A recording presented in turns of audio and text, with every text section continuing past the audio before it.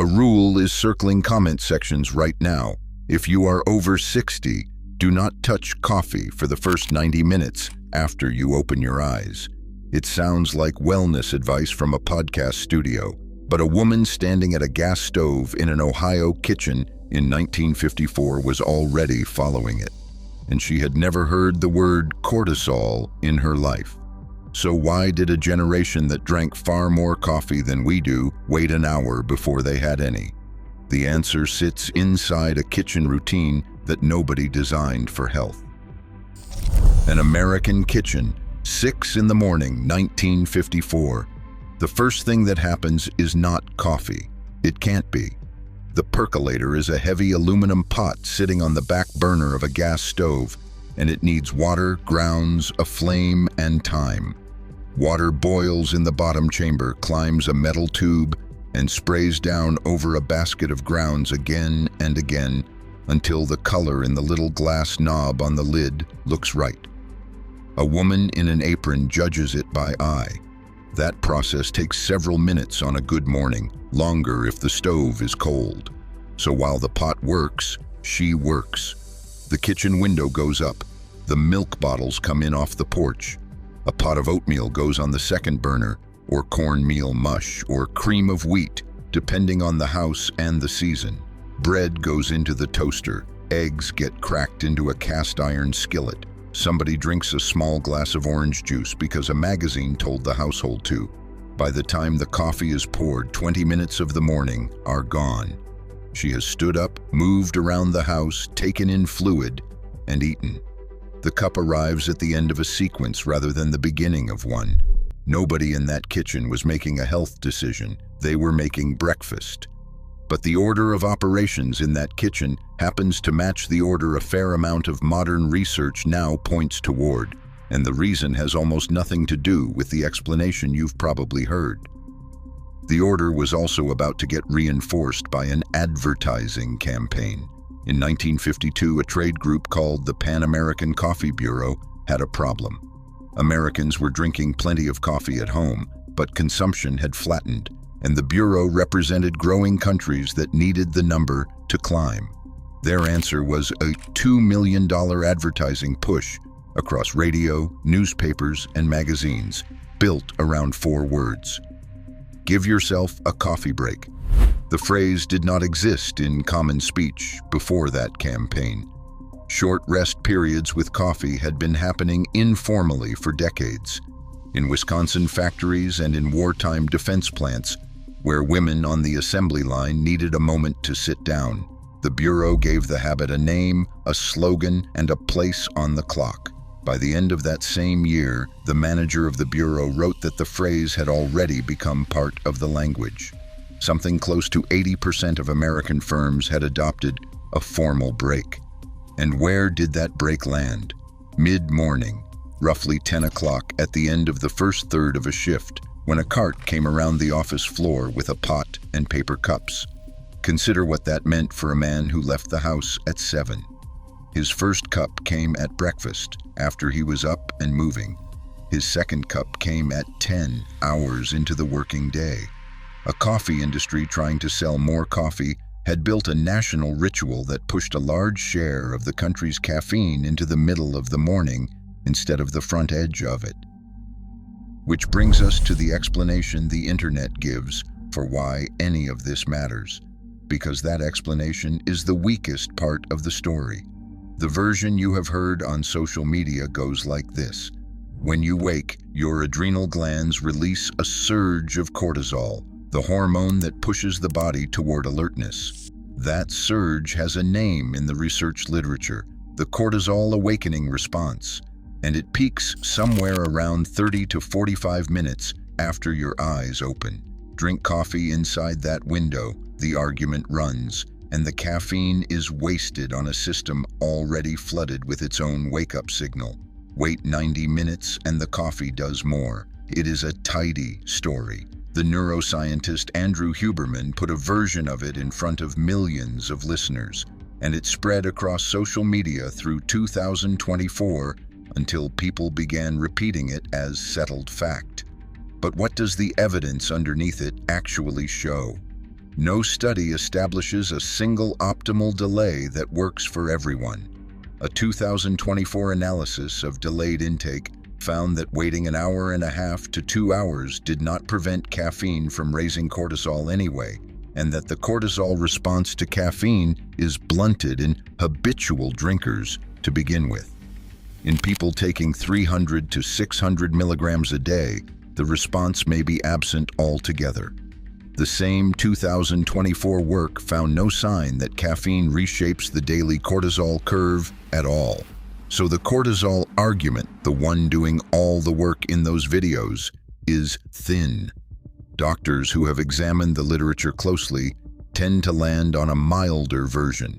If cortisol is already supplying the alertness you want, there is little reason to stack a stimulant on top of it in the first hour out of bed, and a delay of 30 to 45 minutes is a reasonable thing to try. But for a body over 60, 3 other reasons sit underneath that coffee cup. And unlike cortisol, they are not in dispute. Start with the orange bottle on the kitchen counter. Levothyroxine is among the most prescribed drugs in the United States, with something over 80 million prescriptions written a year, and the population taking it skews older. It replaces thyroid hormone, and it comes with one demanding rule. It has to be swallowed on an empty stomach with plain water and given a runway before anything else arrives. Coffee closes that runway. Research published in the journal Thyroid found that coffee taken alongside levothyroxine reduced absorption by roughly 29 to 36%. The mechanism is physical. Coffee sequesters the tablet in the intestine, and a share of the dose never crosses into the bloodstream. American Thyroid Association guidance points patients toward taking the pill 60 minutes before breakfast, or at bedtime instead. Now consider osteoporosis. Alendronate, sold under the name Fosamax, is a bisphosphonate taken by a great many women after 60 to slow bone loss. Its absorption is poor to start with. Under ideal fasting conditions with plain water, roughly 0.6% of the dose reaches circulation. That is the ceiling. Take it with coffee and bioavailability falls by about 60% from that already tiny number. The figure comes out of a pharmacokinetic study published in the Journal of Clinical Pharmacology, and the manufacturer's own label carries the warning in plain language. Plain water, nothing else for at least 30 minutes. Stay upright. Michael McClung, founding director of the Oregon Osteoporosis Center, has made the point bluntly. Bisphosphonate failure in clinical practice is almost never the drug refusing to work. It is an absorption problem, usually traced back to dosing technique. So how many disappointing bone scans were ever a drug problem at all?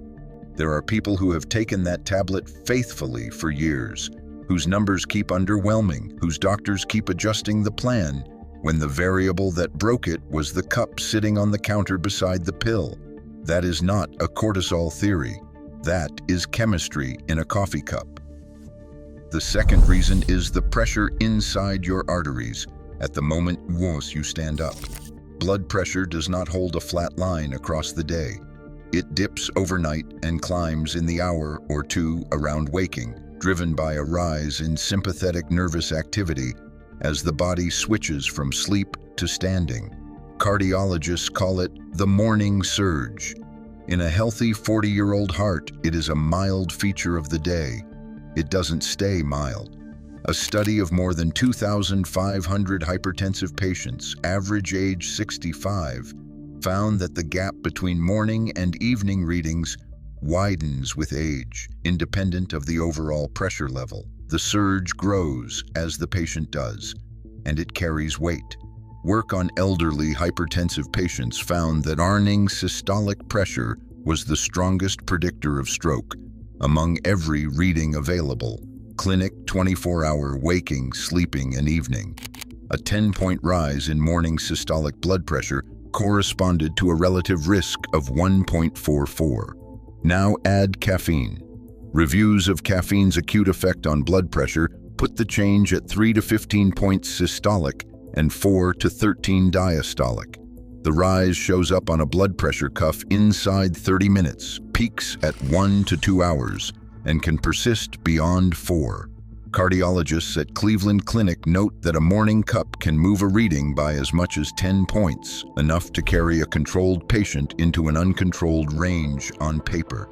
Habitual coffee drinkers build some tolerance, and the effect on them is smaller. Nobody is claiming coffee causes strokes. The question is one of stacking. The steepest natural climb of the day and a stimulant with a documented pressor effect arriving inside the same 20-minute window in a body whose surge has been sharpening every decade. There is a reason the nurse at your doctor's office asks whether you have had caffeine before she puts the cuff on. If you're finding this useful, subscribe. This channel spends every week on the same project, taking a routine our grandparents followed without thinking and holding it up against what the research says now, without the hype in either direction. Enter the glass of water on the nightstand. It is the least interesting object in this story, and it may be the most useful one. You lose fluid all night. Breathing alone carries water out, the kidneys keep producing urine, and by morning most adults are running a modest deficit. In a 30-year-old, the body corrects this without any conscious effort, because thirst arrives on schedule and the kidneys hold tightly to what remains. Both of those systems weaken with age, and they weaken further than people expect. The osmoreceptors in the brain that trigger thirst lose sensitivity, so an older adult needs a larger shift in blood concentration before feeling anything. In one landmark study, healthy older men deprived of water for a full 24 hours reported no meaningful increase in thirst, despite measurably concentrated blood. The alarm was disconnected while the house was already dry. The kidneys drift in the same direction. Maximum urinary concentrating ability falls roughly 20%, between 60 and 79, and by more than half after 80. Vasopressin signaling, the hormonal instruction telling the kidney to hold water, becomes less effective. Fluid leaves the kidney faster at the exact age when the signal to replace it has gone quiet. The result shows up in hospital records. Somewhere between 20 and 30% of older adults are chronically dehydrated, and dehydration sits among the 10 most frequent diagnoses behind hospital admission for Americans over 65.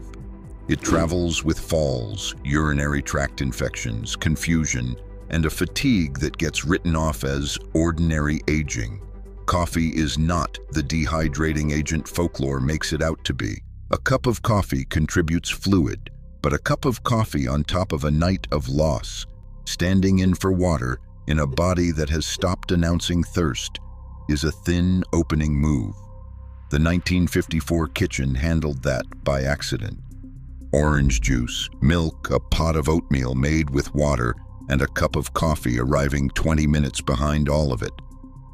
Which leads to a fourth change, and this one lands at the far end of the day. Caffeine clearance slows with age.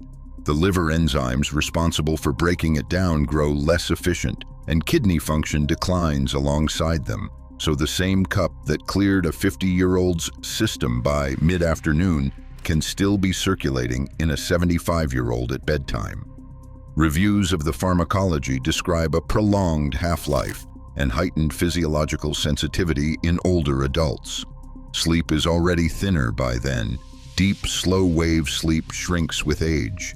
Adenosine receptor density falls, and about 1 in 4 adults over 65 is not reaching the recommended 7 to 8 hours. A large cross-sectional study found that self-reported insomnia attributed to caffeine rises with age, and laboratory work suggests middle-aged and older adults take a larger sleep hit from a given dose than younger adults do. So the CUP at 6 in the morning does more than shape the morning. It is a small deposit into a system that will still be paying it off in bed at 11 at night. Now for the part that most of these videos leave out. Coffee is good for you. The evidence sitting in the journals is sturdier than the evidence behind any of the timing advice. A Tufts analysis of 46,000 American adults drawn from national survey data linked to death records found 1 cup a day associated with a 16% lower risk of death from any cause, and 2 to 3 cups with 17%. The association weakened once the cup was loaded with sugar and cream. A 7-year study following more than 1,100 adults, over 55 in Amsterdam, linked daily coffee with a lower risk of frailty. A 2025 review put the overall figure at roughly 1.8 additional years of healthy life. And there is one study that complicates this whole video. In February of 2025, the European Heart Journal published work by Xuan Wang and colleagues at Tulane and Harvard, following more than 40,000 adults for a median of nearly 10 years. They sorted coffee drinkers into 2 patterns. Morning type, meaning the coffee lands mainly between 4 in the morning and noon, covering 36% of participants. All day type, spread across the waking hours, covering 14%. The morning drinkers carried a hazard ratio of 0.84 for death from any cause, and 0.69 for cardiovascular death, measured against people who drank no coffee at all. The all-day drinkers showed no equivalent benefit, so the finding is not that older people should abandon morning coffee. Morning coffee is the pattern that looked best. The open question is narrower and more interesting than the headline. Where inside the morning does the cup belong? Which is where the 1950s kitchen answers back. Reassemble that 1954 morning as a sequence and it reads almost like a protocol. Stand up, move around the house for a few minutes. Take fluid first, plain water or juice, before anything carrying caffeine. If there are tablets that demand an empty stomach, they go into that window with water alone. Eat something. Then 20 minutes or so into being awake, sit down with the coffee. And if a second cup is coming, it lands mid-morning near 10 at the break somebody invented in 1952 to sell more coffee. But how much of that was intention? None of it was designed. The percolator imposed the delay because it was slow. Breakfast imposed the order because children had to be fed and men had to be out the door. The coffee break imposed the mid-morning cup because an advertising agency wanted to move product. That routine was a byproduct of how a morning worked. It survives in memory as warmth, a formica table, the smell coming off the stove, a radio playing in the corner. Underneath the warmth was a sequence, and the sequence had an order that a modern morning has erased. A pod machine takes 40 seconds. Nothing stands between the bed and the cup anymore except the walk to the kitchen. Nothing here is a reason to give up the cup, and none of it is advice about your own prescriptions. That conversation belongs with the pharmacist who knows what is in your bottle. What stays with me is smaller than the science. The woman at the gas stove in 1954 was not optimizing anything. She was waiting for a pot to finish. Wisdom had nothing to do with that delay. Equipment did, and habit did, and a house that needed things in order before anybody sat down at the table. Next week, her breakfast itself, the hot cereal and the bacon drippings jar, where the same pattern is hiding. We got faster. What else was riding along in that order, quietly, that we stopped doing when the waiting went away?